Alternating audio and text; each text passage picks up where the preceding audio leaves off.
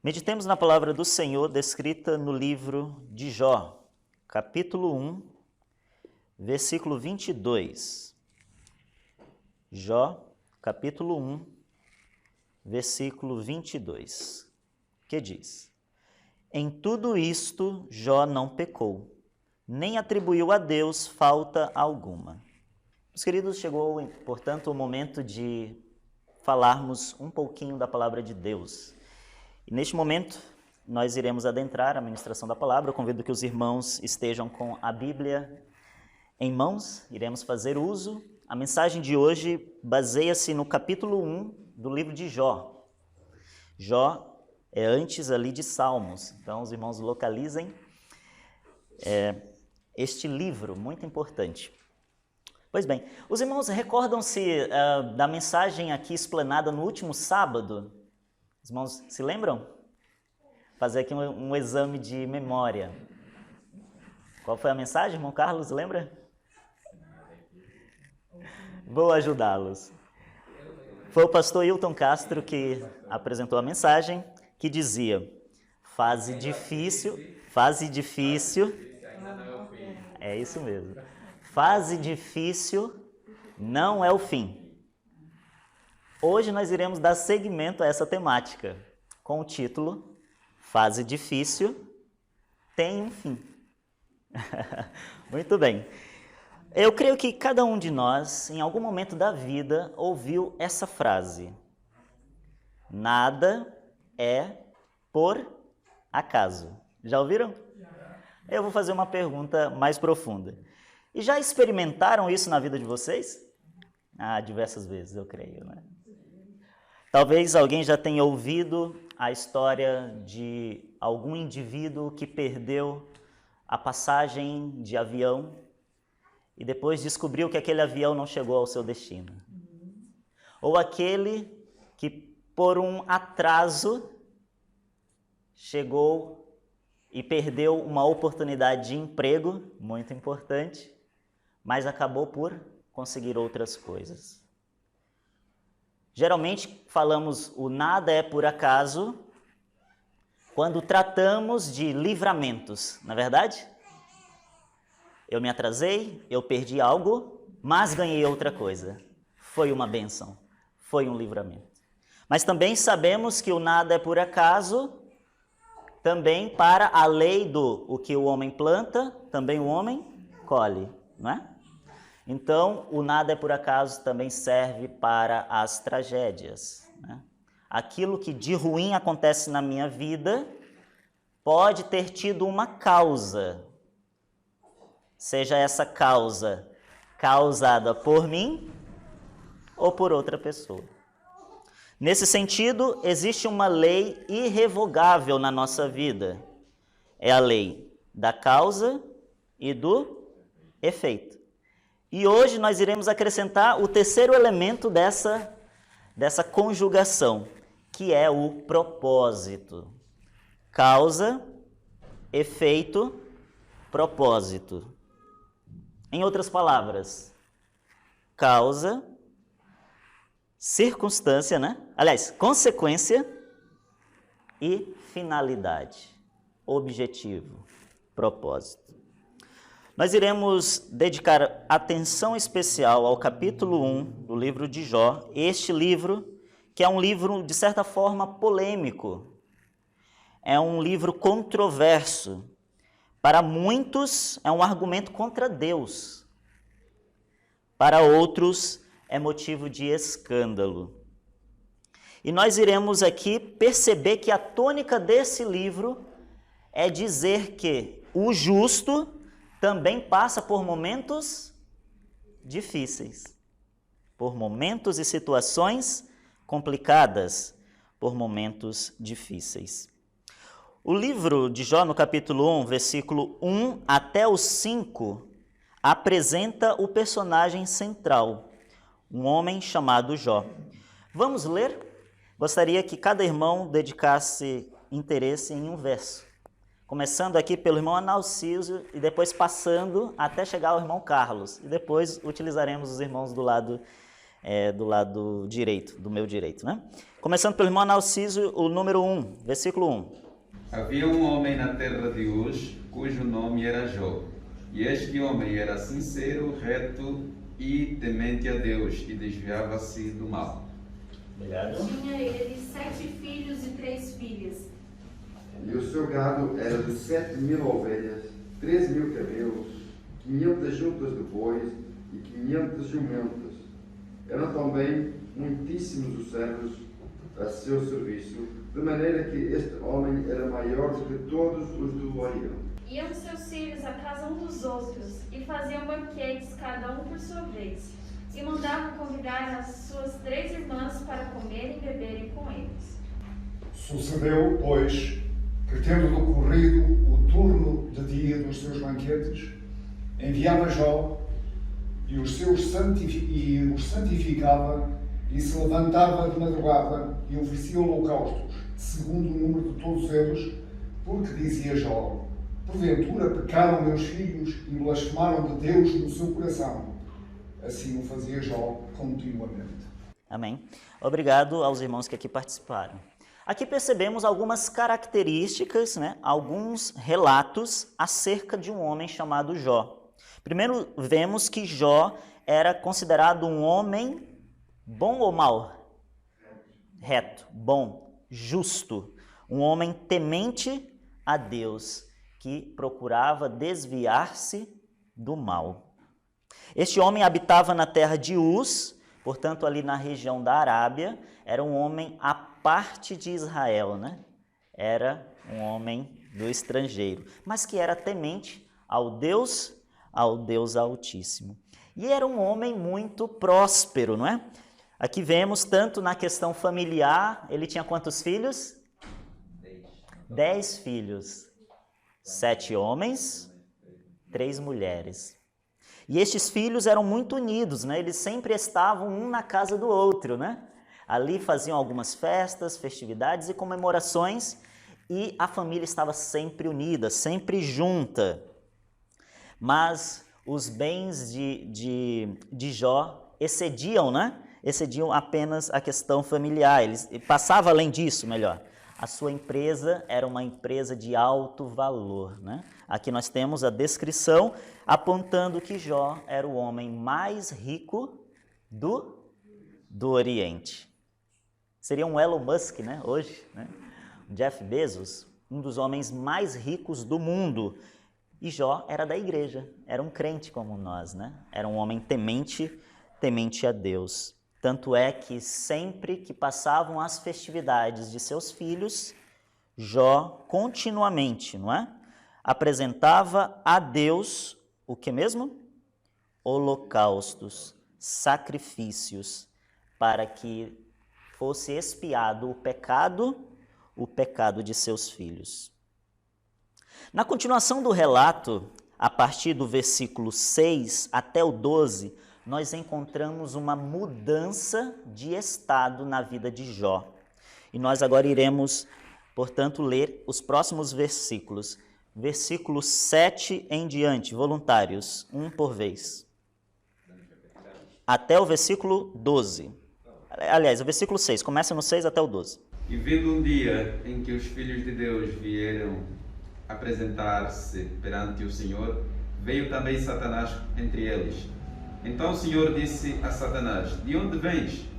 E Satanás respondeu ao Senhor e disse: de rodear a terra e passar por ela. E disse o Senhor a Satanás: observaste tu a meu servo Jó?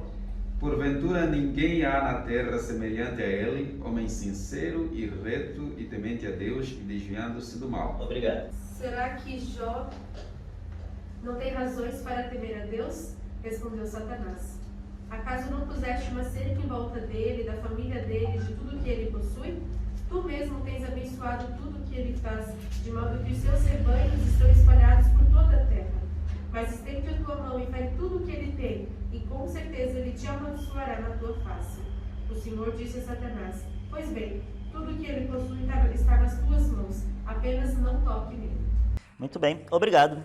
Então aqui nós temos um relato de uma certa mudança, né? Ainda não concreta, mas ali um diálogo no mundo espiritual, né? É nos apresentado que os filhos de Deus foram até a presença de Deus. Esses filhos de Deus aqui representam os anjos, não é?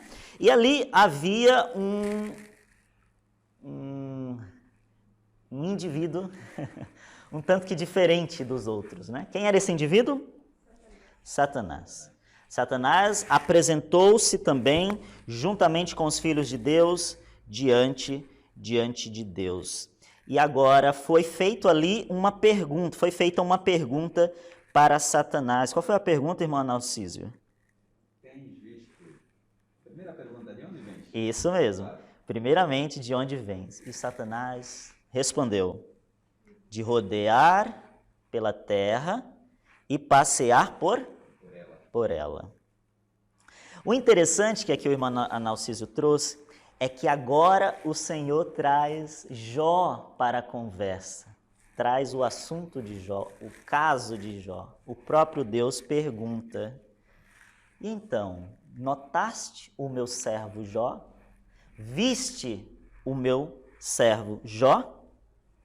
Porque ninguém há na terra semelhante a ele, homem sincero, reto e temente a Deus, e desviando-se do mal. Interessante, não é? E aí, continuando, Satanás então responde. O que foi que ele respondeu, irmã Larissa? Será que não tem Jó razões para temer a Deus? Então, meus queridos, naquela época, talvez até os dias de hoje, pessoas que têm boa riqueza, boa família, saúde, prosperidade, é tido como sendo um abençoado de quem? De Deus, né? É uma pessoa próspera, é uma pessoa abençoada por Deus. É o conceito comum, não é? Então, Satanás utilizou este argumento com Deus. Diz assim: Jó é um homem justo, temente a Deus. Mas ele só é justo e temente a Deus porque ele é abençoado, porque ele é próspero, porque ele é rico. Aí é fácil, né? Aí é fácil obedecer a Deus quando a mesa está farta, quando os filhos estão bem, quando a família está estruturada, o casamento de vento em polpa e a empresa só dando lucro. Aí é fácil ser fiel. Foi o que Satanás disse. Meus queridos, quantas vezes também não trazemos em causa estas mesmas palavras? Mas aí é fácil. Também é filho de não sei quem? Mas nasceu na igreja, não é? E agora Deus ouve aquelas acusações de Satanás. E a acusação de Satanás é a dizer: Jó não é verdadeiramente justo. Jó é um homem temente por circunstância. Enquanto a sua vida estiver no trilho, ok, Jó está contigo. Mas no momento que as coisas entrarem em momentos difíceis, em crise, Jó passará para o meu lado. Essa foi a acusação de Satanás. Mas o que Deus disse na sequência? Interessante. O Senhor não repreendeu a Satanás. Ouviu a acusação e, como diz aqui no mundo, dobrou a aposta. Isso. Vamos fazer um teste, portanto? Disse o Senhor a Satanás: eis que tudo agora está em tuas mãos, somente contra ele não estendas a tua mão. E Satanás saiu então da presença de Deus. Meus queridos, o Senhor colocou a vida de Jó, os aspectos da família, os aspectos da empresa, os aspectos da vida social. Pegou tudo isto e colocou nas mãos de Satanás e disse: está aí, tudo está em tuas mãos. Faça o que você quiser, só não toque na vida de quem? Do meu servo. E Satanás saiu com esta missão de colocar o servo de Deus em prova, em tribulação, em teste. É interessante que nos nossos dias, por causa do humanismo, não passa pela nossa mente que Deus desafia o diabo a nos testar. Que Deus permita que o inimigo traga tribulação à nossa existência. Que Deus permita que percamos, que soframos, que sejamos atacados injustamente. Mas Deus permite o sofrimento por alguma razão. E essa razão nós iremos ver na vida de Jó. É engraçado que quando alguma coisa acontece de errado na nossa vida, seja no trabalho ou em casa, a primeira atitude nossa é: o que eu fiz de errado? Porque toda causa vai gerar um efeito. Todo efeito tem uma causa. O que eu fiz de errado? O que você fez de errado? Satanás está atacando a minha vida. Quando que muitas dessas circunstâncias, de certa forma, surgiram da iniciativa de quem? De Deus. Quando Ele permitiu que a nossa vida fosse provada pelo nosso inimigo. Talvez seja difícil, de ouvir isso acerca de Deus. Por isso, o livro de Jó é um dos livros mais difíceis de serem tragados, de serem lidos, de serem aceitos. Mas eu vejo isso na minha vida. Eu estou no momento a desenvolver a minha dissertação e desde fevereiro eu tenho acordado muito cedo. Alguns dias 5h30, já estou lá sentadinho para estudar, para pesquisar, às vezes 6 horas. Agora que mudou o horário, ainda não estou equilibrado, porque é como se eu estivesse acordando literalmente 1 hora, tendo que acordar 1 hora antes daquele outro horário. E faço esse sacrifício, não é fácil. Às vezes eu estou ali a ler e a minha cabeça já está em outro mundo e eu já estou querendo dormir. Não é fácil, mas é um sacrifício que eu decidi fazer para alcançar o nível de mestre, que é o que eu estou a estudar. A Narciso também está a desenvolver o seu estudo, e também não é fácil, mas foi um sacrifício que ele fez, sacrificar algum tempo, algum momento de lazer, algum outro momento pessoal para alcançar um nível. Os irmãos também têm os seus sacrifícios pessoais, têm os seus objetivos na vida. Deus também sacrifica isso em nós. Muitas vezes, tirando de nós o conforto, o bem-estar, até mesmo a saúde, para algum outro propósito, para nos elevar a uma condição que nós ainda não alcançamos. Eu estou estudando para ser mestre, ainda não sou mestre. Estamos estudando na escola de Cristo, ainda não alcançamos a perfeição. É necessário fazer alguns sacrifícios. É necessário passar por algumas provas, alguma tribulação. Ele nos tira coisas para dar coisas dele a nós. E nesse momento, nós, fazendo essa troca, podemos nos apropriar de mais fé, de mais comunhão, de mais dependência de Deus, dependência do eterno. Porque Deus utiliza essas oportunidades para nos abençoar. Deveríamos pensar mais vezes nisso. Em vez de nos lamuriarmos, de nos lamentarmos, devemos crer mais que Deus está atuando nas aflições para nos abençoar. E é engraçado que muitas das vezes eu penso isso quando volto para casa, a pensar, o que eu estou fazendo da minha vida? Já tenho 31 anos, casa, trabalho, casa, de segunda, de domingo a sexta, às vezes sábado à noite, todo dia, mês a mês, ano a ano.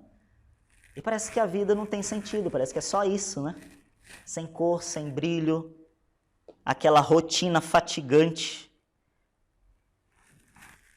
Pensar que Deus está agindo nos momentos difíceis nos dá um propósito para viver. Nos dá um propósito para seguir a caminhada, mesmo que seja sem brilho, sem cor, que seja uma rotina diária. Por quê? Porque a nossa vida não se estabelece nesse mundo. A nossa vida se estabelece onde?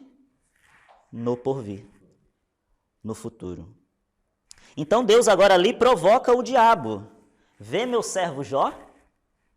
Notaste o meu servo Jó? Ele continua fiel, ele continua firme, ele continua crente, mesmo em face da sua perda. Meus queridos, o que foi que Jó perdeu? Jó perdeu a família. Meus queridos, Jó perdeu 10 filhos no mesmo dia. No mesmo dia. Vamos ver isso aí? Continuando a leitura, nós encontramos o sofrimento de Jó descrito no versículo 13 até o 19. Vamos continuar a leitura com os irmãos voluntários, por gentileza. Versículo 13 até o 19. Sucedeu um dia em que seus filhos e suas filhas comiam e bebiam vinho na casa de seu irmão primogênito, que veio um mensageiro a Jó e disse: os bois labravam e as jumentas pastavam junto a eles, e deram sobre eles os sabelos e os tomaram, e os servos feriram ao fio da espada, e só eu escapei para trazer-te a nova. Estando este ainda falando, veio outro que disse: fogo de Deus caiu do céu, e queimou as ovelhas e os servos, e os consumiu, e só eu escapei para trazer-te a nova. Enquanto este ainda falava, veio outro e disse: os caldeus, dividindo-se em 3 bandos, deram sobre os camelos e os tomaram, e mataram os moços ao fio da espada, e só eu escapei para trazer-te a nova. Enquanto este ainda falava, veio outro e disse: teus filhos e tuas filhas estavam comendo e bebendo vinho em casa do irmão mais velho, e eis que, sobrevindo um grande vento de além do deserto, deu nos 4 cantos da casa, e ela caiu sobre os mancebos, de sorte que morreram, e só eu escapei para trazer-te a nova. Obrigado. Meus queridos, essa passagem me comove de certa maneira, porque os irmãos observaram a sequência, né? Ele tem quantas perdas aqui? 4. 4 perdas, né? Tudo que foi dito a respeito de prosperidade de Jó foi o que Satanás recebeu em suas mãos para tirar. E ele tirou. Jó perdeu 10 filhos no mesmo dia. Jó perdeu todos os seus servos. Jó perdeu todos os seus bens. Meus queridos, eu creio que essa sequência de perdas seria um motivo suficiente para uma depressão profunda, talvez até mesmo a loucura. É um choque emocional tão grande, porque no momento que chegava a notícia ruim, antes que essa notícia finalmente colocasse a ideia na cabeça de Jó, quando ele estava ainda digerindo a ideia, vinha um outro a dizer: você perdeu ainda mais. E vinha outro, perdeu ainda mais coisas. E finalmente alguém chegou e disse: você perdeu tudo. Só eu escapei para trazer-te a notícia. Jó tinha todos os motivos para cair em uma profunda depressão, em um profundo desespero. Mas Jó permaneceu. Viste o meu servo Jó? Ele continua firme, ele continua crente, ele continua fiel. Meus queridos, Deus age mesmo nas desgraças. E a utilidade dessa situação é que Deus quer, através da nossa vida, derrotar a Satanás. Viste o meu servo Jó? Vai lá e faz isso. Vamos ver se ele não vai continuar fiel. E Jó continuou fiel. E no momento que Jó continuou firme, fiel, Satanás foi derrotado. Porque através da fidelidade de Jó, mesmo diante das perdas, Deus agora foi colocado numa situação de honra, de supremacia, de poder. Será que nesse exato momento Deus não está fazendo um desafio ao inimigo a dizer: viste o meu irmão Carlos? Ele é firme. Viste o irmão Peixoto? É inabalável. Viste a irmã Larissa? Ela tem fé. Não sabemos, irmãos. A nossa vida não se resume ao que os nossos olhos veem, os nossos ouvidos ouvem. Existe muito mais daquilo que ainda não alcançou o nosso coração. Mas aquilo que nos é cabido é confiar que Deus está no controle de tudo. Porque, como diz o apóstolo Paulo, no capítulo 8, versículo 28 da carta aos Romanos, é que sabemos que Deus age em todas as coisas para o bem. Ou em outra versão, como que diz? Todas as coisas daqueles que são chamados de acordo com o seu propósito. Toda causa tem um efeito, todo efeito tem um propósito. Se nós passarmos a entender que tudo na nossa vida não é por acaso, que tem um propósito para mim e para a minha família, as coisas mudam. As coisas mudam. Da mesma forma, Paulo ainda mencionando essa temática aos Romanos, no capítulo 5, versículo 3 até o 5, ele diz: e não somente isso, mas também gloriemo-nos nas tribulações. Por quê? Porque a tribulação produz o quê, irmãos? Perseverança. E a perseverança, experiência. E a experiência, esperança.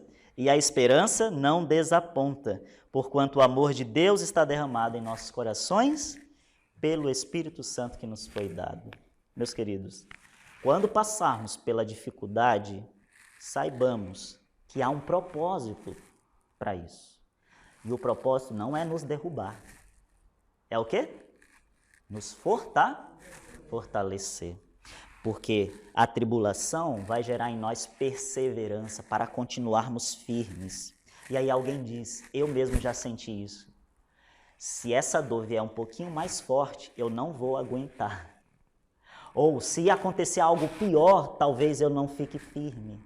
Meus queridos, Deus dá a nós a garantia da vitória para cada um dos nossos problemas.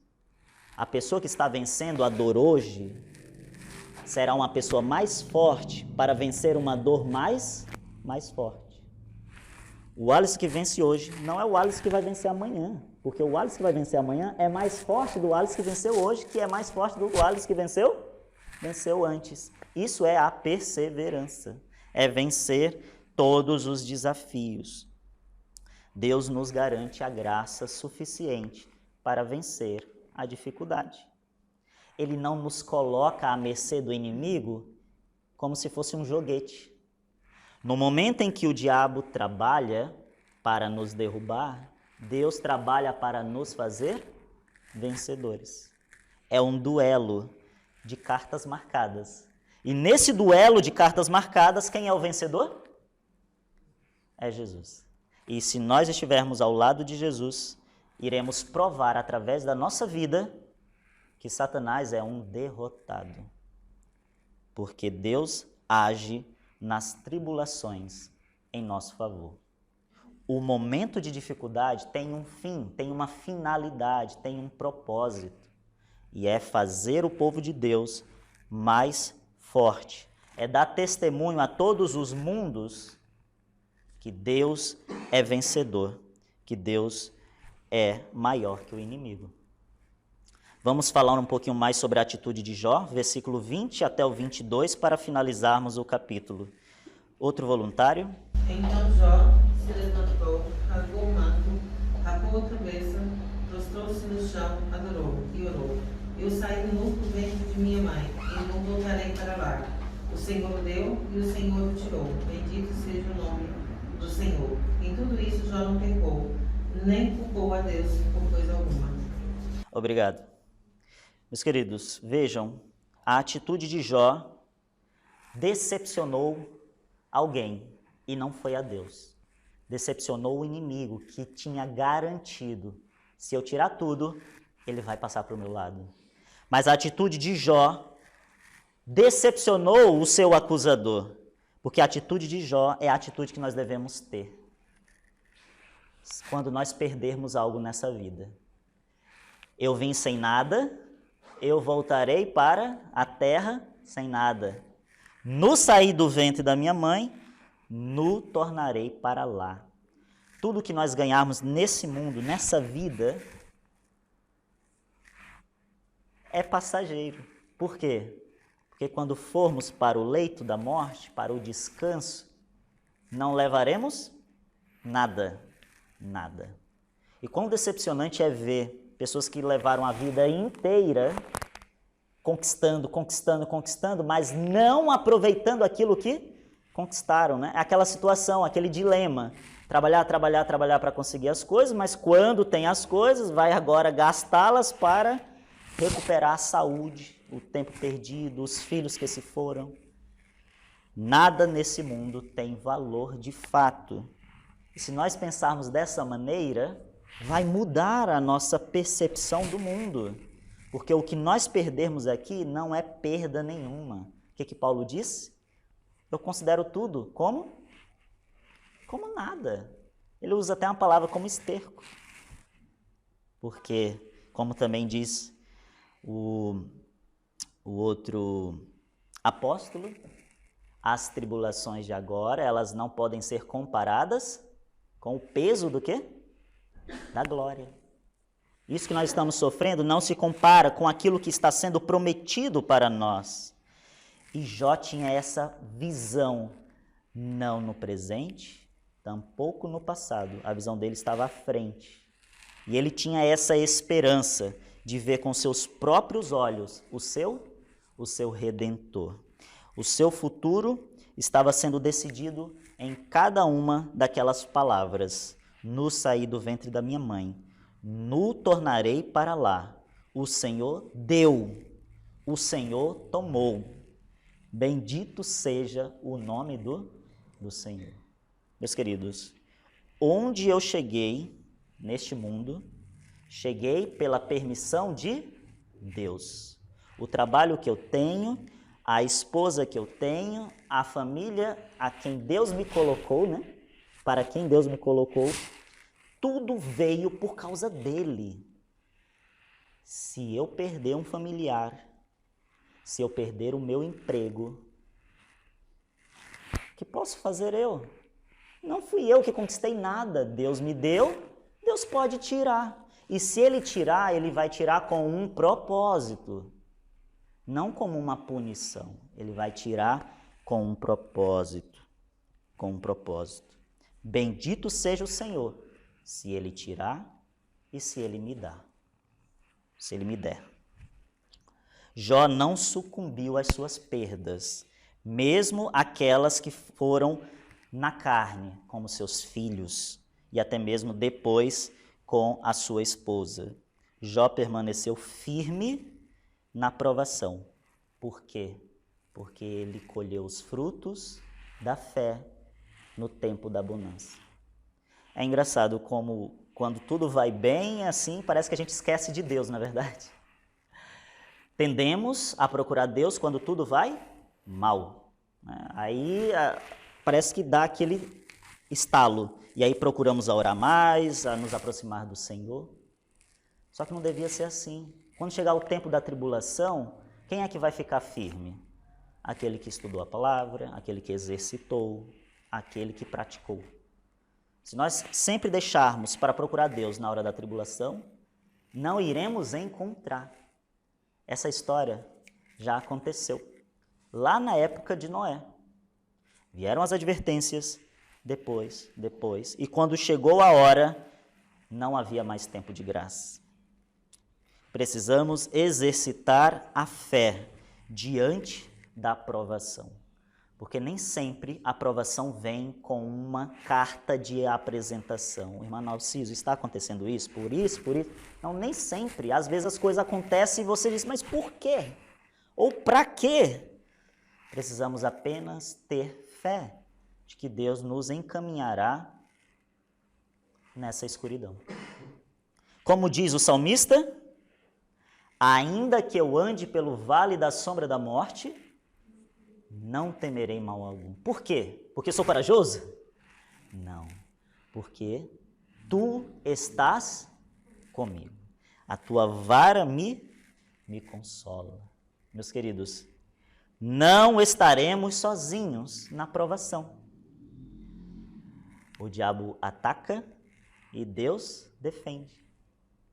Mesmo que nesse momento o Senhor tenha olhado para a nossa vida e dito, pode atuar nesse aspecto da vida dele ou dela, no momento que Satanás vai atacar, trazer a prova, a tribulação, Deus vai dar a graça para vencermos naquele aspecto. Ele passa conosco no vale da sombra da morte. Ele passa conosco na prova, na tribulação. O que é dito acerca do Espírito Santo? Que ele intercede por nós como? Com gemidos. Se os irmãos olharem o contexto desse capítulo, acho que é o capítulo 5, fala de sofrimento. Diz que a terra está gemendo, né? Os filhos de Deus estão gemendo, estão sofrendo, estão tristes. E aí, na sequência, ele diz, o próprio Espírito Santo intercede por nós com gemidos inexprimíveis. Por quê? Como é que o Espírito Santo intercede por nós? Ele coloca em nós as palavras que precisamos dizer, os pensamentos que precisamos ter. Então, se eu estou triste, se eu estou sofrendo e apresento isso a Deus, o Espírito Santo vai apresentar as palavras corretas e ele vai apresentar isso, essa inspiração, da mesma maneira que nós estamos nos sentindo. Ele vai sentir a nossa dor e vai transmitir isso. O próprio Deus sofre conosco, porque ele tem uma ligação, uma empatia única. O próprio Cristo sofreu. E sofreu por todos nós. Deus o entregou ao sofrimento. Foi necessário, tinha um propósito. E o propósito era a nossa salvação. Nós adoramos não uma estrela famosa. Não adoramos um herói dos contos de fada. Tampouco um grande general desses que nós encontramos em todos os momentos nos noticiários. Nós adoramos um Deus que sofreu, que era Jesus Cristo. Homem, Deus. Jesus Cristo, que tem em suas mãos as marcas do sofrimento, que era para nós. Mas ele sofreu por nós, para que permanecêssemos em condição de religação com Deus. É muito bonita a história da redenção, da nossa redenção. Não existe, meus queridos, na caminhada do cristão, um momento que não seja pautado, um único momento que não seja pautado pelo desafio do sofrimento. Porque se tudo vai bem, nós baixamos o que mesmo?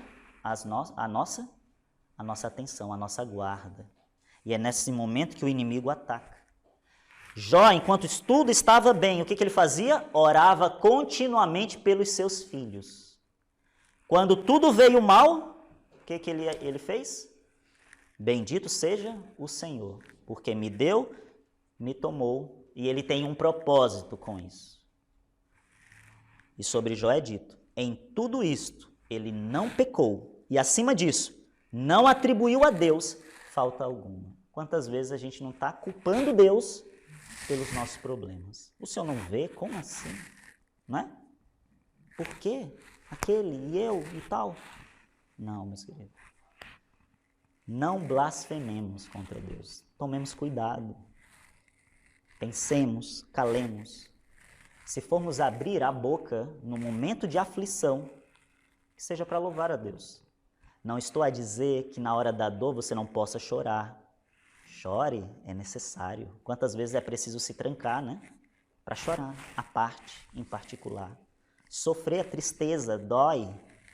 Cristo se isolou no Getsemane e chorou. Jesus chorou. Na hora do sofrimento, é para sofrer mesmo. mas não é para se desesperar. Por que não é para se desesperar?